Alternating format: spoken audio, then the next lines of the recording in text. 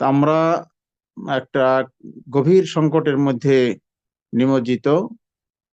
এটা দীর্ঘদিনের ষড়যন্ত্রের ফসল।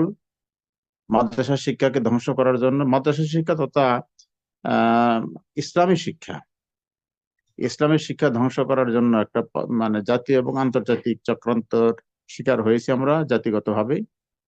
মাদ্রাসার তো এই অবস্থা। আমি দীর্ঘ 30 বছর 5 মাস কলেজে চাকরি করেছি। বিগত রেজিমের সময় বাংলাদেশের কোন কলেজে, উচ্চ মাধ্যমিক হোক, ডিগ্রি হোক, হচ্ছে ইসলামী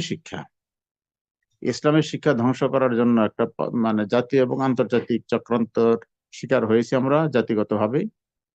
মাদ্রাসার তো এই অবস্থা। আমি দীর্ঘ 30 বছর 5 মাস কলেজে চাকরি করেছি। বিগত রেজিমের সময় বাংলাদেশের কোন কলেজে, উচ্চ মাধ্যমিক হোক, ডিগ্রি হোক, অনার্স মাস্টার্স, এই পর্যায়ে আরবি এবং ইসলামিক স্টাডিজকে এফিলিয়েশন দেওয়া হয়নি। এটা হলো কলেজের চিত্র। আর মাদ্রাসার চিত্র তো আমরা আলোচনা করছি, শুনছি।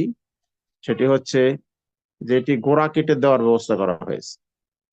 মাদ্রাসার ছাত্র আসবে কোত্থেকে? প্রাইমারি থেকে হাই স্কুলে যায়, হাই স্কুল থেকে কলেজে যায়। আপনি যদি প্রাইমারি বন্ধ করে দেন তাহলে তো অটোমেটিক বিশ্ববিদ্যালয় বন্ধ হয়ে যাবে। তো সেই ব্যবস্থাটি করা হয়েছে।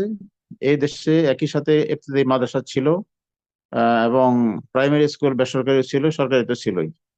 সকল রেজিস্টার্ড বেসরকারি স্কুল সরকারি হয়ে গেছে, কিন্তু যেগুলো আমাদের স্বতন্ত্র ইবতেদায়ী মাদ্রাসা ছিল, সেগুলো একসময় মাঝে মাঝে অনুদান দেওয়া হতো, সেগুলো বন্ধ হয়ে গেছে।